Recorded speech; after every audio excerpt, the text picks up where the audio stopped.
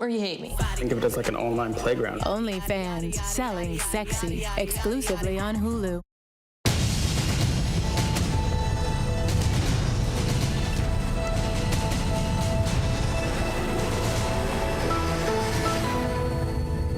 A virtual hearing of British lawmakers gets a bit tense, with one member of parliament clearly eager to get his weekend started. Barry, for goodness sake, we are an hour into this. Your questions are too long, Barry.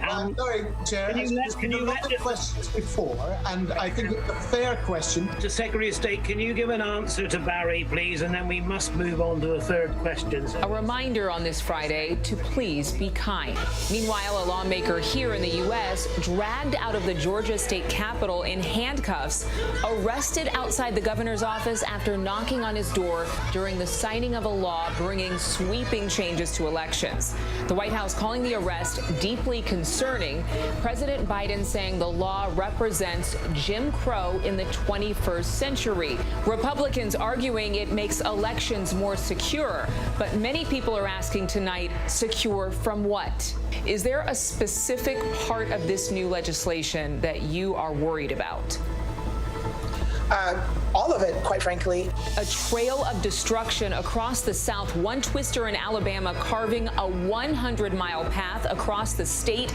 The death toll rising as first responders are still trying to assess the damage. The severe weather threat continuing into the weekend. We'll have the latest forecast. Touring the border, we're along with a number of Republican lawmakers making their case to stop the surge of migrants. Across the border. Yes, they should go back across the border. Absolutely. After making this trek here, you do not, looking for a better life, looking for asylum. There's a legal way to get here and there's an illegal way to get here. Concerning new data out now regarding COVID and young people, the CDC director expressing concern as a new study focuses on college students.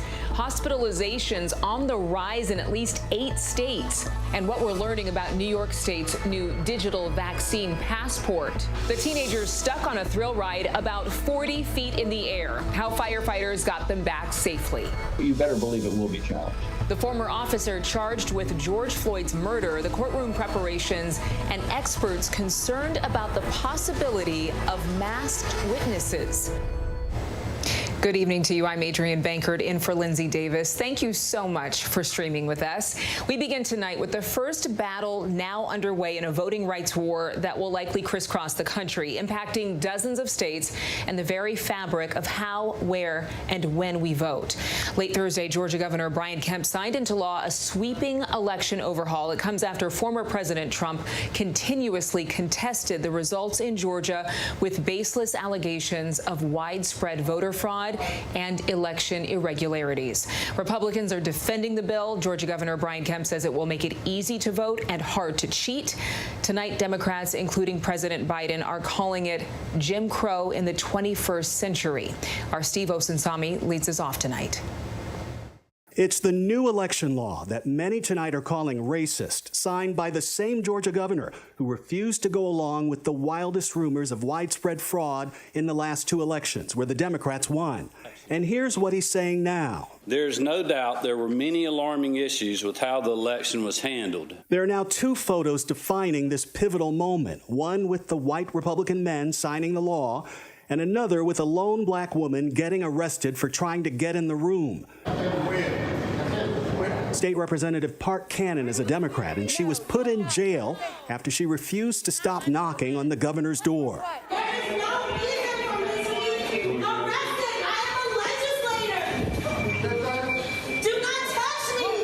U.S. Senator Raphael Warnock is the pastor of her church and was at the jail when they bailed her out. What we have witnessed today is a desperate attempt to lock out and squeeze the people out of their own democracy. Those popular outdoor ballot drop boxes that were available 24/7 can now only be used inside an early voting location and only while that location is open. You'll now need to provide a license or an ID number to vote by mail. And it's now a crime in Georgia for anyone other than a poll worker to offer food or water to people waiting in the endless lines they often see in the large cities. Outside the State House, black and brown voters are screaming that this is voter suppression. The president today called the new rules Jim Crow in the 21st century. They passed a law saying you can't provide water for people standing in line while they're waiting to vote. You don't need anything else to know that this is nothing but punitive, designed to keep people from voting. And Steve Osunsami joins us now from Atlanta. Steve, Georgia's not alone. States all across the country are now trying to tighten their voting laws, correct? That's right. There are Republicans in dozens of state legislatures who are pushing for similar rules. And let's talk about the politics for a second. When you look at what those rules are aimed at, they are aimed mostly at the early vote and the mail-in vote, which in this state, for example, broke heavily in favor of Democrats in both November and the runoff election in January. Adrian. Thank you so much, Steve, for your insights. And joining us now for more on the new voting laws in Georgia and what comes next is the head of the New Georgia Project, Insay Ufot. Thank you so much for your time tonight. We really appreciate you joining us. Thank you. Now, you've called this bill, quote, the most dangerous anti-voting bill since Jim Crow, and your organization, which was founded by Stacey Abrams, we need to say, is part of a lawsuit already filed. Now, we've heard about some of the particulars already. Is there a specific part of this new legislation that you are worried about? All of it, quite frankly. Everything from limiting the number of hours that people can early vote to limiting the times where people can drop off their ballots at drop boxes. There is provisions in the bill that overturn the will of the people, that allow the legislature to determine the final outcome of elections, down to criminalizing the work that we do. It's called line warming, where we provide voters with water and portable cell phone chargers and lawn chairs while they wait in 8, 9, sometimes 10-hour lines in order to exercise their freedom to vote. Insay, we're going to talk about water in just a little bit. It's just amazing to me that in 2021 that has become controversial. We'll, again, talk about that in a moment. But a short time ago on ABC News Live, Republican Gabe Sterling from the Georgia Secretary of State's office joined our Terry Moran. I want you to listen to what he had to say. Is this a bill I would have written the way I would have written it? Probably not. I wouldn't have taken the power away from my boss to be chairman of the state election board. That was a political payback because Donald Trump was upset with the outcome of the election. I get that. But it doesn't take away from the fact that there are good things in this bill that will help election administration, will help voters. Like I said, this will probably lower the rejection rate. The hyperbole around this is just crazed because they want to have the voter suppression narrative no matter what happens. And so Insay, he's saying that, you know, in essence, it's not exactly written the way he would have written it, but do you agree with Sterling that there is a silver lining in this bill? Is there anything redeemable about this bill in your opinion? I completely disagree with Gabe Sterling, and I find it interesting that he wasn't able to articulate one reason at all why we should be celebrating this anti-voting bill. And he can recognize and acknowledge that the far right wing of his party is retaliating against our Secretary of State because he refused to participate in the former president's criminal conspiracy to steal an election. But he won't take the additional step to acknowledge that this bill is in retaliation to the overwhelming participation that we saw from all Georgians in the 2020 election cycle. So I do not agree with him at all. It sounds like he is doing gymnastics to try to walk a fine line when he should just tell the truth and come out and say that this bill is trash and that it's designed to make it more difficult for people to vote. I'm not committed to a voter suppression narrative at all. We want people to be able to vote in the ways that they choose We want our Secretary of State and our legislators to remove barriers to participation, not construct additional ones. Now, you brought up earlier the compassion needed for people who were committed to standing in line for hours just to make sure their vote was counted. That's a very valid point. And Sterling had mentioned that while the optics of the law, making it illegal to hand out water to people in line, they look bad. It's in response to organizations effectively campaigning in line, handing out water bottles stamped with candidates' names. And you know that's illegal to campaign while people are in that line. So does that matter to you? Does he have a point? He does not have a point because there are existing laws that prevent that type of electioneering. They have all of the tools that they need to punish campaigns or to hold campaigns accountable who do that type of work. And quite frankly, the groups who do this at scale are churches and synagogues and Boy Scout troops and Girl Scout troops and civil rights organizations like the New Georgia Project. And so, no, that also doesn't pass muster. Because, again, they currently have all the tools that they need in order to hold campaigns accountable who engage in that type of electioneering. Well, accountability is certainly needed. It doesn't always happen, but it's, I think, something we all agree on, which is nice that there's something we can all say yes to. What comes next now? Stacey Abrams has called for the federal government to pass H.R. 1 to, in effect, roll back some of the rules here. If that does not happen, what, in your opinion, is next? So, it has to happen. I think that we are not out of those woods yet, that while we're talking about Georgia, there are 42 additional state legislatures that are deliberating similar anti-voting bills. And so while we are going to court in Georgia to make sure that these laws, these anti-voting laws get overturned, that the much more efficient and much more effective way to stop this sort of return of Jim Crow era voting laws is to establish a federal standard for elections in all 50 states. And Seyoufat, we really appreciate you taking the time to chat with us. All eyes on Georgia right now. Thank you. Thank you. And so many of us have our eyes in other parts of the South. The deadly storms there, the death toll still rising with an outbreak of tornadoes leaving devastation all over the region. Drone video shows roofs ripped clean off of homes, while their next door neighbors' homes seem relatively unscathed. Tonight, there is a new threat of severe weather with roughly 45 million people in a potential tornado zone this weekend. We'll have the forecast in just a moment. But first, our Elwin Lopez has this report. Tonight, the terrifying moment a violent tornado tore through Alabama, demolishing homes and toppling trees, sending debris flying. The twister narrowly missing the people inside this car. Oh my God, I was so scared. Go, go, go, go. At least 6 people killed as nearly 24 tornadoes sliced across 3 states, including this EF3 with 140-mile-per-hour winds, slamming Shelby County, Alabama.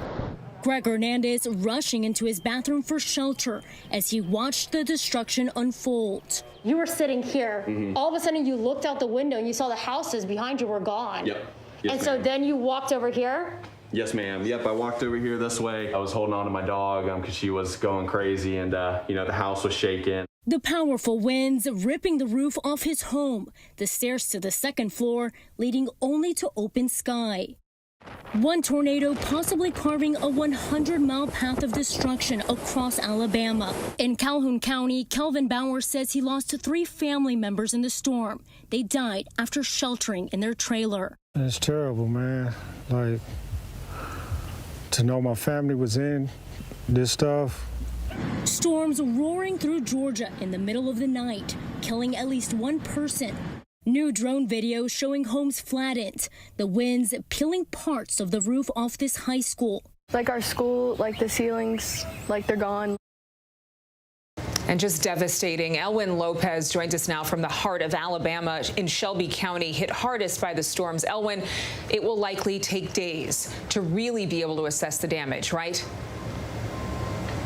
Yeah, Adrian, that's right. And the damage is just unbelievable. These massive 2x4 splinters pouring over what used to be a bedroom. The roof completely gone, but toys still left behind. Now, it will take days to survey the damage, so they're trying to do that as quickly as possible as more storms come through this weekend. Adrian. You know, somebody tweeted me just yesterday saying, pray for Alabama. Of course, the loss of life is top of mind, but is there a sense that the warning system was effective? Can you tell us that? Yeah, there is. I mean, the owner of this house, he was in the basement when the tornadoes came through. And actually, he told me that he was watching the news. He had his weather service alerts on his phone, and he was looking outside, actually, when he saw, he says, the homes behind that neighborhood completely devastated and demolished. And he huddled into a bathroom with his dog, and he was able to come outside, and he actually helped a lady who was trapped in the house not too far from him, like right next door. That house completely demolished, but somehow the people there miraculously survived. Adrian. Oh my goodness. Thank goodness for good neighbors. Thank you, Elwyn. And now looking ahead, let's get over to our senior meteorologist, Rob Marciano. Rob, good to know you're safe. This severe weather threat looks like it will continue into the weekend. Yeah, we have another system behind this one, which now the core of which is pretty much right over the northeast. The same system that brought the severe weather down in the south is bringing some serious winds tonight across much of the northeast and already brought some damaging storms to parts of Vermont. But the next storm dropped quickly into the plains tonight and tomorrow morning. And by tomorrow afternoon, the severe weather threat's going to be over very similar spots than what we saw this week, namely Memphis, Little Rock, Nashville. You're going to be right in Huntsville as well tomorrow afternoon with damaging winds, scattered hail, and potentially a few tornadoes and maybe some long-tracked, large, destructive ones like we saw just yesterday. All right, so there's the low itself. It lifts off towards the north and east, and along that front is where we'll see those storm spiral. We'll also see some heavy rains across the Tennessee Valley. Could see some flash flooding. And then by Sunday, all this pushes into the Carolinas and the mid-Atlantic with strong thunderstorms there, stretching into D.C. also. So it looks like another weekend of rough weather, especially for our friends who've already suffered this past week, the South. Adrian. All right, Rob, great work as always. We appreciate it. Thank you. Turning now to the coronavirus pandemic and alarming new numbers showing the virus's relentless spread here in the U.S., even as vaccinations increase. 18 states saw more than a 10% increase in cases, and we are still tragically losing an average of 1,000 lives to COVID every day. But there are signs of hope. Our Ariel Reshef has the latest. Tonight, coronavirus cases heading in the wrong direction. 18 states now reporting increases in the last week. And the CDC now warns the number of patients admitted to hospitals is rising too, up in 8 states. If we don't control things now, there is a real potential for the epidemic curve to soar again. We can turn this around, but it will take all of us working together.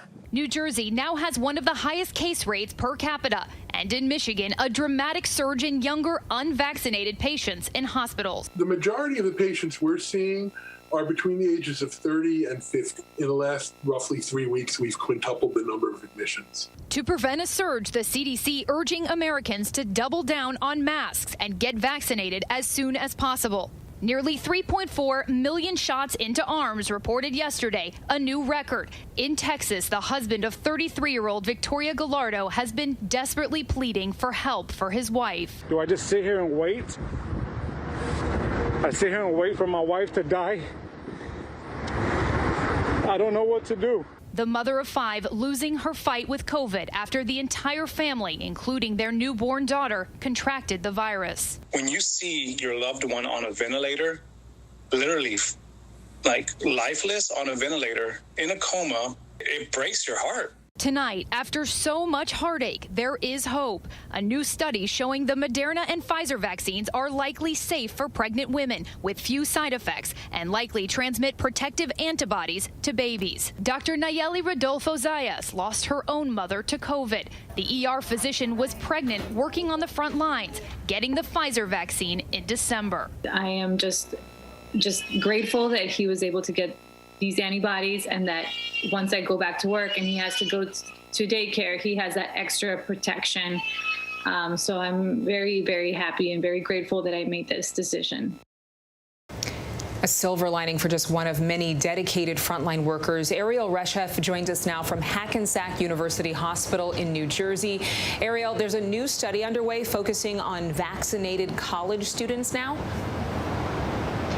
That's right, Adrian. And Dr. Fauci says that study could be crucial to determining whether people who are vaccinated can get an asymptomatic infection and whether or not they can transfer it to other people. But we'll have to wait up to 5 months to find out the answers from that study. Adrian.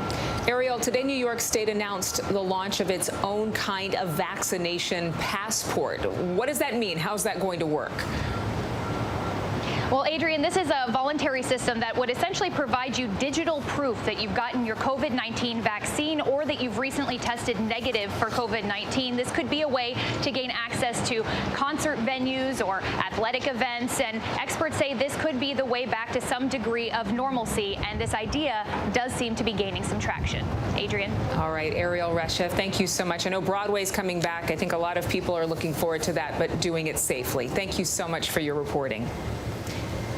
And now to the latest developments from the investigation into the deadly rampage in Boulder, Colorado. Still no word on a motive or why the alleged shooter opened fire inside that supermarket. But tonight we're learning more about the officers who responded to the scene and stopped all the violence. Here's ABC's Chief Justice correspondent Pierre Thomas.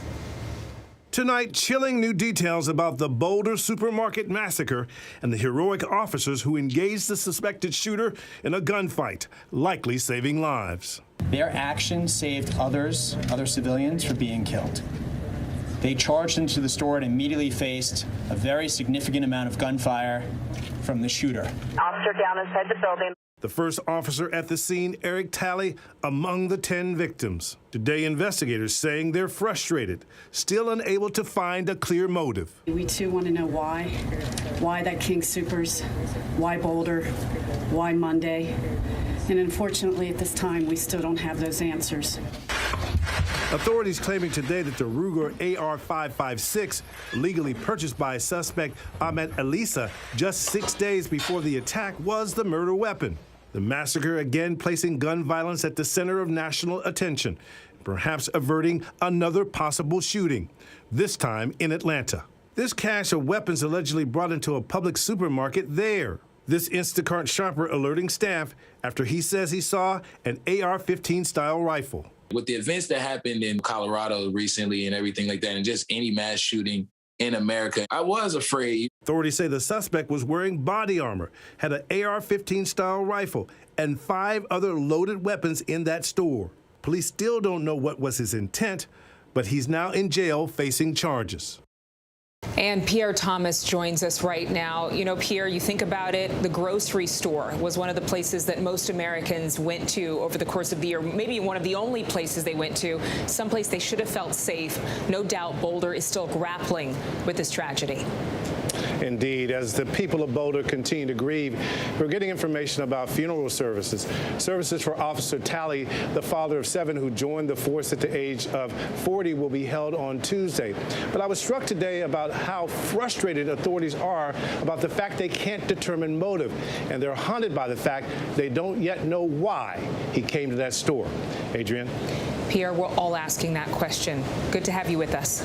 Pleasure. Now, when we come back, the political battle over what is happening on the border. That's all heating up. What a group of Republicans who traveled to the region say they've learned. The $9 billion a day crisis. The Suez Canal is still at a standstill. We got to tell you about this wild story. How long could this last? But up next, some are calling it the trial of the century. The Derek Chauvin trial for the death of George Floyd begins Monday. And due to COVID, it will be unlike anything you've probably seen. We'll explain.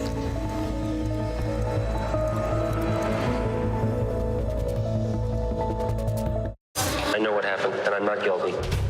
Why the fascination with criminal trials? Figure out what's really out there. She revealed she had murdered his family. I know in my heart they did this. It's the time of suspicion. The ending's really tough. You don't know whether truth is going to be difficult to find unless you try to find it.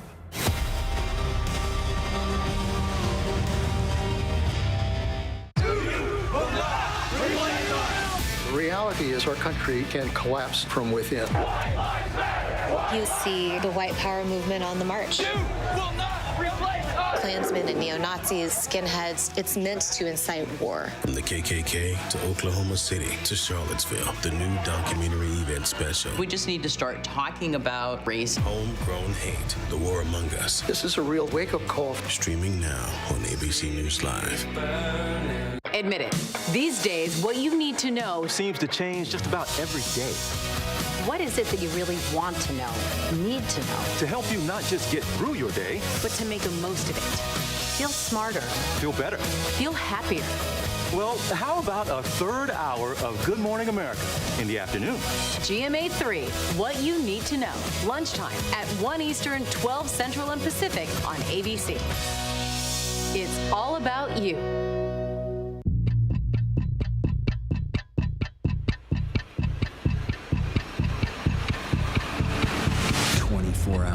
Assault on the Capitol, the ABC News original, exclusively on Hulu, now streaming. With so much at stake, so much on the line, more Americans turn here than any other newscast. ABC News World News Tonight with David Muir. We have made it through another week together. America's #1 most watched newscast across all of television. The world may feel out of your control, but your happiness doesn't have to be. Learn the secrets to happiness. Listen to the 10% Happier podcast, free on Apple Podcasts. Robin Roberts, George Stephanopoulos, Michael Strahan. Wake up with America's #1 most watched morning show. ABC's Good Morning America. ABC News honored winner for the second straight year with the Edward R. Murrow Award for overall excellence in television. ABC News, America's #1 news source. Take a look at this. 2 teenagers suspended 40 feet in the air on a Florida amusement park ride. This all happened, according to authorities, after a stabilizer cable broke on the slingshot ride.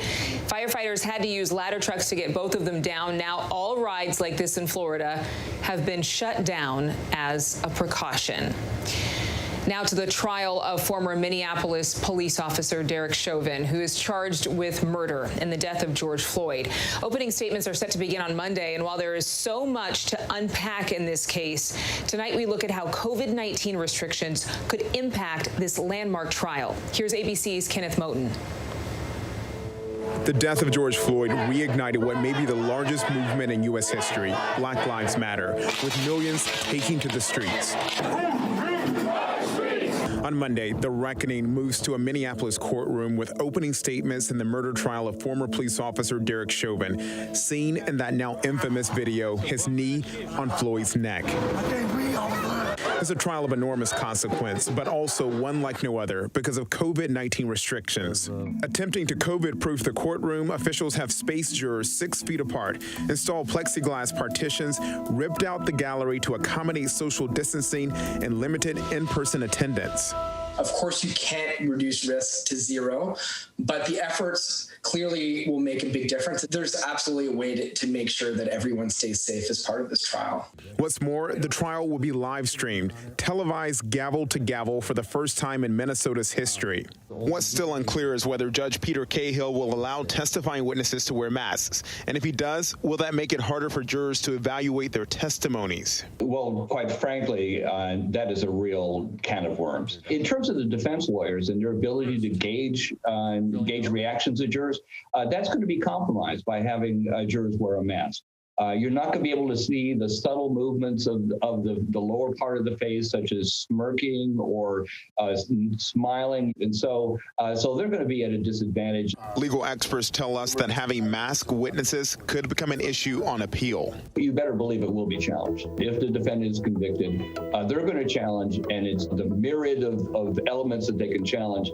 They're going to challenge it based on one aspect, based on COVID. Also lost some of that dialogue and camaraderie among jurors with all that physical space between them. Normally during the course of a trial, the jurors, they'll go out to lunch, they will sit together in the deliberation room or the jury room, and they'll talk about their families and that kind of stuff, and very close together, and they can become very tight-knit. Now, with both mask wearing, because jurors will have to wear masks when they're together, and social distancing, both those things diminish the ability of jurors to bond in an effective manner. You know, they need to work together to come to a decision, and these kind of non-bonding pressures can lead to people being a little bit more independent. Kenneth Moten, ABC News, New York. Absolutely fascinating. Our thanks to Kenneth for that report. Still ahead here on Prime. The alarming headline, nearly 24 being monitored for Ebola inside the U.S. The billion-dollar lawsuit against Fox News for allegedly spreading false claims about the 2020 election. And the hundreds of millions of dollars in COVID relief funds the Justice Department says criminals tried to get away with. We take a look by the numbers. But first, our tweet of the day, the crocodile hunter's daughter, Bindi Irwin, all grown up, showing off her new beautiful baby with her husband there. So exciting.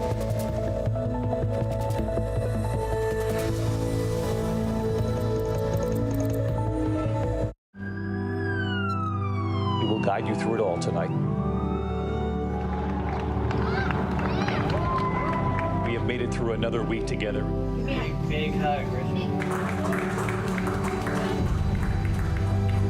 We tell all our patients how much they're loved. We hold their hands. David, we're showing our love and support for all the ICU staff. They're the heroes in this.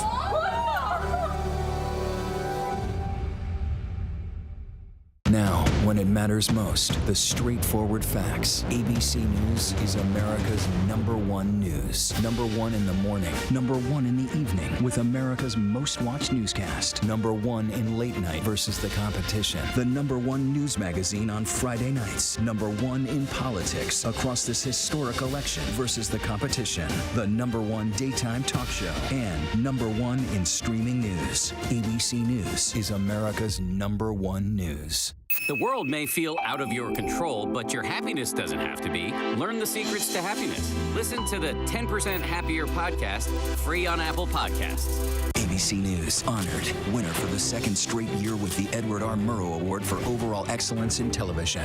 ABC News, America's #1 news source. This is GMA3, what you need to know. GMA3. A third hour of Good Morning America in the afternoon. It's all about you. Lunchtime on ABC.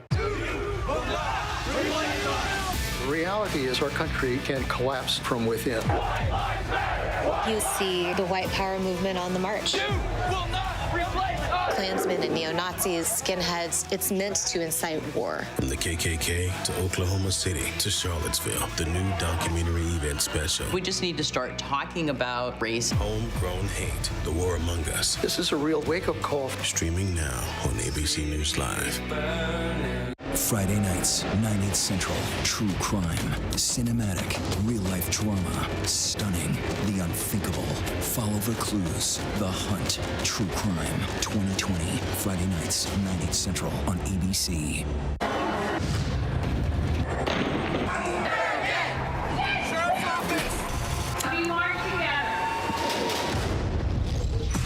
The most powerful stories of our time, anytime. Nightline. And now to the alleged criminals looking to exploit the COVID-19 crisis and the trillions of dollars in government relief. The Justice Department today disclosed details of what it calls a historic effort to crack down on these COVID-related scams. Here's a look by the numbers. The DOJ says it's charged 474 defendants with fraud schemes connected to the pandemic who collectively tried to scam $569 million from individuals and the U.S. government in 56 federal districts all over the country. At least 120 of those defendants are charged with Paycheck Protection Program fraud. Now, one Texas man pled guilty to fraudulently obtaining more than $17 million in PPP funds by filing more than a dozen loan applications and then using the money to buy homes, jewelry, and luxury cars.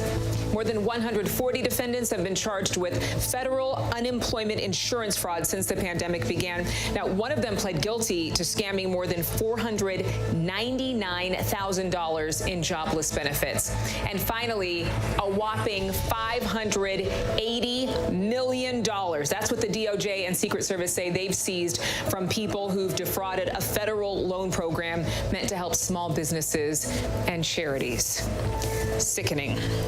Well, we have a lot to get to tonight right here on Prime. The horrific train collision that killed dozens of people, apparently after someone activated the emergency brakes. The parenting alert over a popular game, and by popular, according to the company, nearly every other American teen under 16 years old plays this game. Now some are concerned it may lead to bullying. We'll explain. And Vegas is back, baby. Kaylee Hartung has an exclusive look at some of the new attractions. But first, a look at our top trending stories on abcnews.com.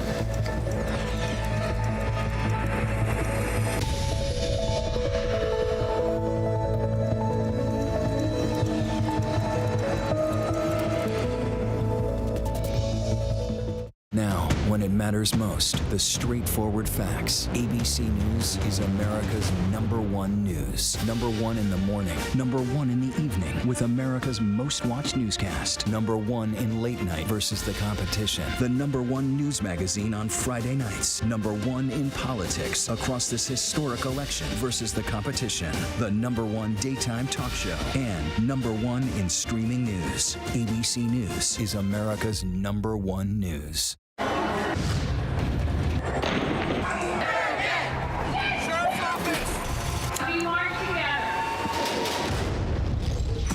The most powerful stories of our time, anytime. Nightline. Friday nights, 9/8 Central. True crime, cinematic, real-life drama, stunning, the unthinkable. Follow the clues. The Hunt. True crime. 2020. Friday nights, 9/8 Central on ABC. Admit it. These days, what you need to know seems to change just about every day. What is it that you really want to know, need to know? To help you not just get through your day, but to make the most of it. Feel smarter. Feel better. Feel happier. Well, how about a third hour of Good Morning America in the afternoon? GMA 3, what you need to know. Lunchtime at 1 Eastern, 12 Central and Pacific on ABC. It's all about you. I know what happened, and I'm not guilty. Why the fascination with criminal trials? Figure out what's really out there. She revealed she had murdered his family. I know in my heart they did this. It's the time of suspicion. The ending's really tough. You don't know whether truth is going to be difficult to find unless you try to find it.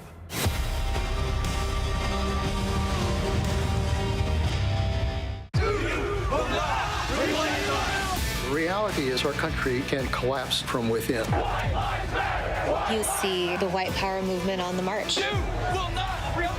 Klansmen and neo-Nazis, skinheads, it's meant to incite war. From the KKK to Oklahoma City to Charlottesville, the new documentary event special. We just need to start talking about race. Homegrown hate, the war among us. This is a real wake-up call. Streaming now on ABC News Live.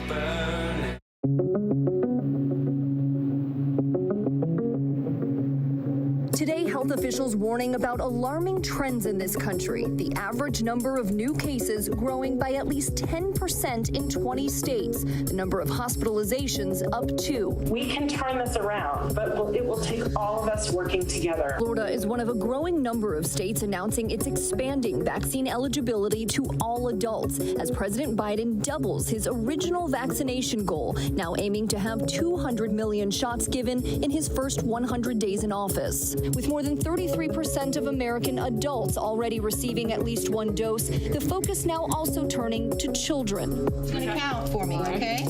2, 3. Pfizer and Moderna now testing their vaccines on children as young as 5 years old. With more becoming vaccinated, New York has officially launched its version of a COVID passport, the nation's first. The city partnering with IBM to create the Excelsior Pass, a way for New Yorkers to prove their vaccination or latest negative COVID test to gain entrance to crowded events. This is something that's easy to forge, so this is not going to open anything in New York. Our Bob Woodruff spoke with IBM about the technology. Tell me about your program right here in New York. One of the tenets was to make sure that if you didn't have a smartphone, that you can in fact print out that same QR code and use a two-factor capability to get into a given event. A voting machine company at the center of 2020 election conspiracy theories has now filed a lawsuit against Fox News. In a $1.6 billion defamation lawsuit, Dominion Voting Systems claims Fox News sold a false story of election fraud in order to service its own commercial purposes. The Denver-based firm claims Fox News pushed baseless conspiracy theories about its voting machines, fueling former President Trump's effort to overturn the results of the election. In a statement, Fox News said in part it's proud of its 2020 election coverage and will vigorously defend against this baseless lawsuit in court. A man who was paralyzed after being shot by police in Wisconsin is now suing the department for excessive force. Jacob Blake was shot by Kenosha police officers last August as Blake was attempting to get into an SUV during a domestic dispute. Police say officers were trying to arrest Blake on an outstanding warrant when a knife fell out of his pocket during a scuffle. Blake picked up the knife and claims he was planning to put it in the vehicle and then surrender when he was shot. In Egypt, at least 32 dead in a train collision. The impact of the trains caused 3 passenger cars to flip, trapping passengers inside surrounded by rubble. Dozens of ambulances rushed to the scene in the southern province of Sohag. Bystanders carried bodies and laid them out on the ground near the site. Egypt's railway system has a history of badly maintained equipment and poor management. In Washington state, up to 23 people are now being monitored for the Ebola virus after traveling to countries in Africa. Health officials say they'll be watched for 21 days. The virus has been spreading through some countries. Officials also say residents in Washington state are at a low risk of contracting the virus. 2 kids were reunited with their families after being rescued more than a mile off the Florida coast. Officials say the kids were found clinging to their paddleboard in Brevard County. Strong winds are believed to have pushed them offshore and were drifting further out to sea. Kids' ages were not shared, but we are told that they are all okay. Now to the latest on the battle over immigration. Tonight we have new images from inside a facility housing unaccompanied minors shared by GOP senators visiting the southern border. ABC's Rachel Scott was with them as they toured the border, and she spoke to some of the migrants making that perilous journey north. Tonight, the new images showing the conditions inside a facility where migrant children are being housed. In Donna, Texas, kids packed closely together, laying on the floor, separated by plastic pods. They don't have beds. They're lying down on the floor. They're right next to each other. They're touching each other. Yeah. So it's not 6 feet or even 3 feet. They're next to each other. They're all covered in reflective emergency blankets. And they're just being placed in these detention facilities. It is inhumane. Press still not allowed inside. The images you are seeing, tweeted by Republican senators.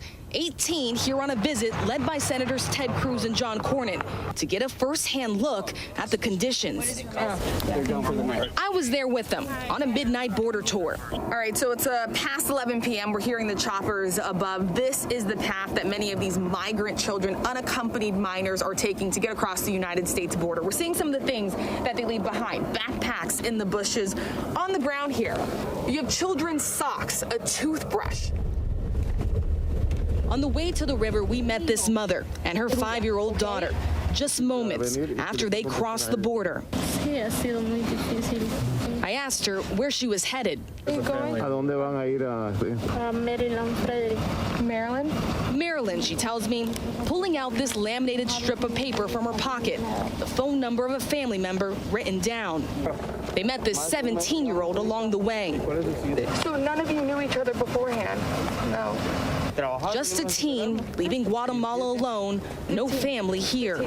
He says he's been on foot, walking to the U.S. for over a month. I came here out of necessity, he tells me. We met back up with the senators.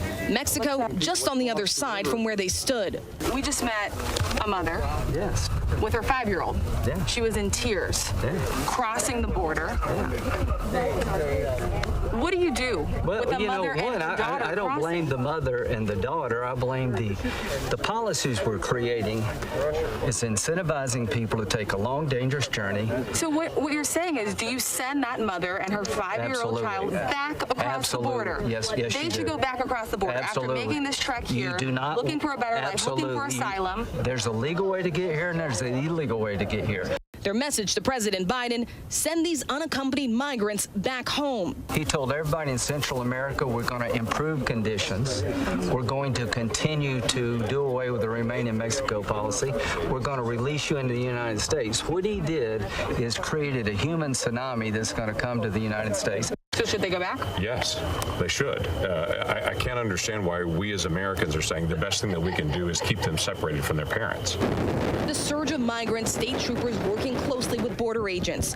We were out with them too, on board a tactical marine boat. State troopers tell me one of their biggest challenges is there's some parts of this river that are just too shallow to reach by boat, and those areas right now are being exploited. Have you ever seen this many unaccompanied minors crossing the border on their own? No, I have not.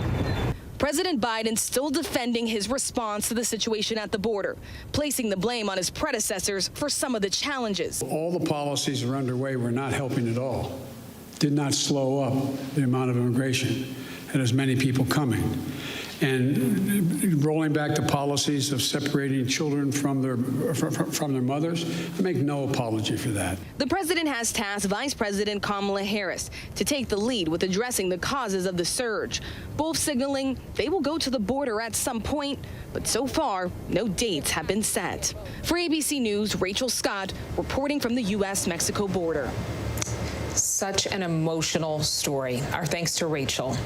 Now to a extremely wild story overseas. That massive cargo ship blown sideways during a storm, wedged across the Suez Canal. Have you seen these images? Ships are piling up in both directions with billions of dollars of goods on the line. Here's ABC's James Longman. Tonight, an urgent operation unfolding as crews work day and night to dislodge that massive tanker blocking the Suez Canal. Now, the US vowing to help as the cost of this huge maritime traffic jam rockets by the hour. We have equipment and capacity that most countries don't have, and we're seeing what we can be, what help we can be. The Ever Given is one of the world's largest ships, the size of the Empire State Building, weighing in at 200,000 tons. And take a look, the ship is not budging. It can be seen from space. Billions of dollars worth of goods sitting idle in the water since Tuesday. Oil, grain, cars, clothing and manufacturing components. Shipments keeping a global economy moving. And they need Suez. The canal is the shortcut between Asia and Europe. Without it, they're forced into long, expensive and more dangerous journeys around Africa that could take 12 days. The financial losses are already huge. Container traffic alone represents $9.6 billion of trade a day. As ships back up at each end of the canal, it creates this accordion effect. It could take weeks, if not months, for global trade to unravel and to get back to normal. It could eventually end up in the United States as higher prices and fewer goods on shelves. And James Longman is here now. James, this is just insane. What do we know? Have we learned any more about the timing of when this ship could be freed? Well, Adrian, rescue workers are looking at Monday as being a key day because that's when high tide comes in. It was news to me that the Suez Canal is tidal, but it is. And actually, there's a very high one coming in, so they're hoping that will be enough to lift this ship off the ground. So far, Dutch and Japanese specialist teams are there. They're the gold standard in this sort of specialist salvage operation. We've had something like 8 or 9 Egyptian tugboats working at it. There's a rather funny picture doing the rounds of a very small digger right up alongside this enormous ship, digging all that sand and rock out from underneath this ship. But 200,000 tons. This ship is absolutely enormous. I think it's very difficult to overstate just how big it is. So this is a massive, massive operation. And one of the things that we're watching for is whether or not they start to try to lift the containers off the ship. If they start to need to have to do that, then we know we're in trouble because that could take weeks. They would need specialist cranes, which would have to float in the Suez Canal in order to do that. 20,000 containers on this ship. If that happens, if we start to see that, we could be in for the long haul, Adrian. Wow, you said massive. That's the right word. Massive impact, too. I know a lot of U.S. companies and people with holdings regarding the goods on this ship are watching. Do we know any more about how this could impact the U.S.? Well, oil is Here's one of the big ways. So 2 million barrels of oil pass through the Suez Canal every day. So that means 2 million barrels of oil are currently being taken off the global market, and that could then have an impact in the United States and price increases. That's one way. But there are other ways. I mean, most of the goods that come up through the Suez Canal are destined for Europe from Asia. It is the shortcut that Europe needs to get its goods from Asia. But think about it like this. If in the United States you were buying a watch, let's say, from France, and it had parts in it from China, then that's how a US customer could be impacted. Now, that French watch manufacturer will probably have warehouses full of those parts from China, but if this thing lasts a long time, and that's what these specialists are saying, then over time all those parts go down, and all of a sudden that watch manufacturer doesn't have the parts it needs to make that watch. Now, that's just one tiny example. We've got billions of dollars worth of goods on these ships, and if this thing lasts and lasts and lasts, then we'll start to see an impact, obviously in Europe, very much in the United States as well. Adrian? It will create a ripple effect, no doubt, the longer it lasts. It sounds like a movie. It probably will become one. Thank you for painting a picture for us, James. James Longman for us. Thank you. And now to the parenting alert about the popular online gaming platform Roblox. Now, when we say popular, according to the company, over half of U.S. teens under the age of 16 play it. Some families are discovering that the free game can actually lead to surprise bills and potential bullying. Will Reeve has more. A new warning about some kids secretly dropping money on the popular gaming platform Roblox, sometimes the result of bullying. I didn't notice until I got my bank statement. The company going public on Wall Street, earlier valued at roughly $36 billion. But some parents, like Sarah Louise Petty, say they've become unintended investors. Her kids spending $1,250 through a third-party app without her knowledge. We set it up with his fingerprint and also my fingerprint so that he could access the iPad if I wasn't home. He was able to use that fingerprint to make purchases. The most important thing for a parent to do is set the rules before your child starts playing. So decide, is it okay for your child to make purchases? Give them a budget if that's appropriate. Let them know the consequences if they do make purchases that aren't permissible. While playing on the gaming system is free, users can make in-game purchases through third-party apps. And in some cases, parents say their kids have been bullied by their peers into making payments for them on the game. Because his friendships were kind of trying at the time and he was feeling a bit outcast, he was purchasing Robux and giving gifts, to his friends. And experts say the risks are heightened during the pandemic as kids spend 50% more time on their devices. It's really important to remember that many of our kids have lost that muscle for socializing with other kids. We have to be patient. Roblox telling ABC News, quote, "We strive to prevent unauthorized purchases and have rigorous safety measures in place, such as not storing full billing information and displaying clear warnings at the time of first purchase. Unfortunately, unauthorized purchases made through certain third-party mobile providers, such as iTunes, are managed by these services directly." Wow, that story. Pay attention to what your kids are doing on their screens. Well, our thanks to Will for that. Sin City welcoming tourists again, opening casinos, shows, and hotels for business as travel bookings surge up and down the Strip. Kaylee Hartung had an exclusive look at some of these attractions. Vegas is betting on a comeback, but playing it safe. Even with masks on, Las Vegas is starting to look like its old self. Action on the casino floor. Performers at every turn. And hotel and casino employees ecstatic to work again. It feels really good. The Wall Street Journal finding the unemployment rate in Las Vegas in December was the highest of any major metro area in the country. Those unemployment checks made all the difference. They did, for sure. This is a community of hospitality professionals, and to see the Vegas lights and the Vegas Strip go empty was just devastating. Now in Vegas's favor, COVID cases, hospitalizations, and deaths are all trending down. The county's daily case average has declined by 96% since early January. Tourists now anxious to travel and celebrate. We just got married. It's Vegas. Baby, yeah, it's Vegas. They're filling casinos, restaurants, and bars to their half-capacity limits.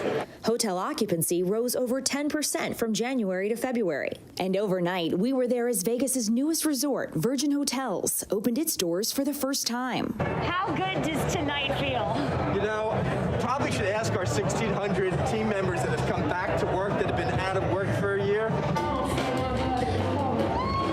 The plexiglass right here. Yes. The entertainment capital of the world, now allowing live performances for audiences up to 250 people. And we were given the hottest ticket in town to Absinthe. There was an energy from the audience, and I think for myself, I was just like, full of adrenaline to be back on stage again. That energy back in the casinos, too. March Madness giving sportsbooks a boost. We're going to provide as much fun and in a safe environment as possible. March Madness, there's nothing like it. It's really showed that Las Vegas is back. Wow, there's no doubt this is something where there are different opinions about whether we should come back like that, but you have to admit that a lot of people are itching to travel again and to celebrate and to see live shows. Our thanks to Kaylee. When we come back, what do you think the worst song ever is? Think about it until we return. Now, when it matters most, the straightforward facts. ABC News is America's #1 news. #1 in the morning, #1 in the evening, with America's most watched newscast. #1 in late night versus the competition. The #1 news magazine on Friday nights. #1 in politics across this historic election versus the competition. The #1 daytime talk show. And #1 in streaming news. ABC News is America's #1 news. I know what happened, and I'm not guilty. Why the fascination with criminal trials? Figure out what's really out there. She revealed she had murdered his family. I know in my heart they did this. It's the time of suspicion. The ending's really tough. You don't know whether truth is going to be difficult to find unless you try to find it.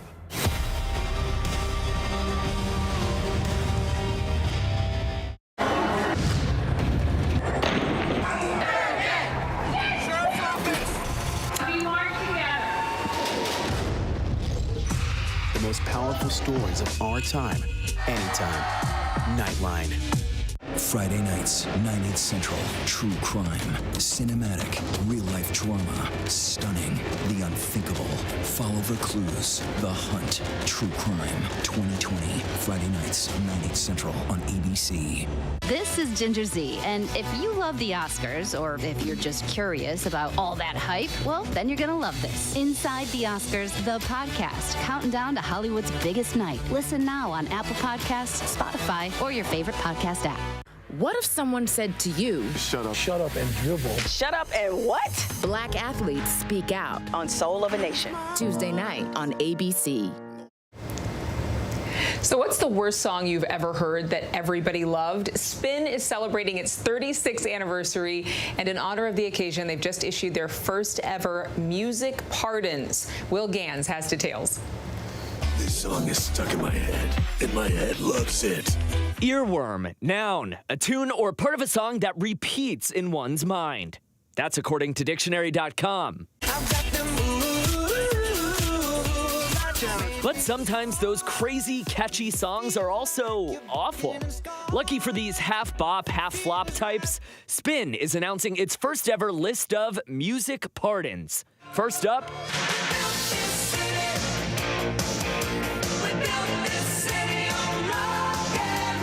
Starship's We Built This City. Spin says, quote, this is still one of the worst songs of all time, but they're letting 80s bygones be 80s bygones. And another 80s ouchie, Eddie Murphy's Party All the Time.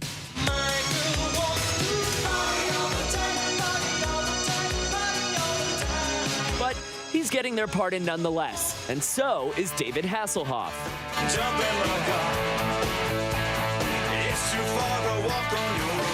The publication saying, quote, his music is, if not a crime against humanity, at least a serious misdemeanor. And speaking of crimes against humanity, the mullet heard around the world is making Spin's list of worst songs worth forgiving. And 4 years after Spin called Katy Perry's Witness a spectacular failure, they're ready to issue clemency, saying it didn't deserve all of the scorn it received.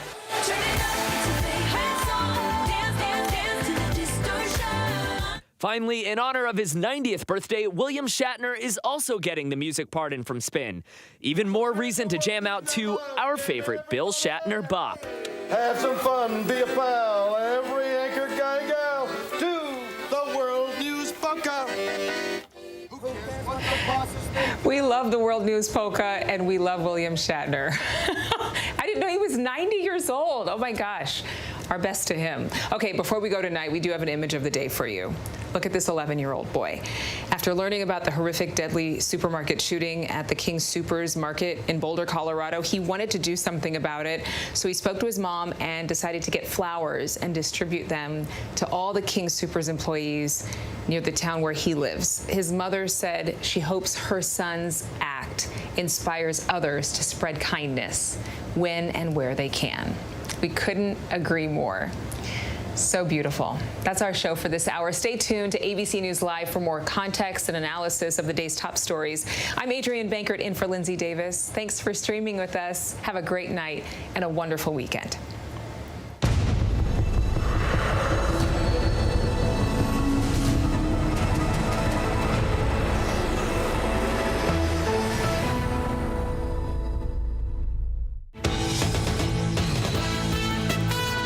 From ABC News World Headquarters in New York, this is World News.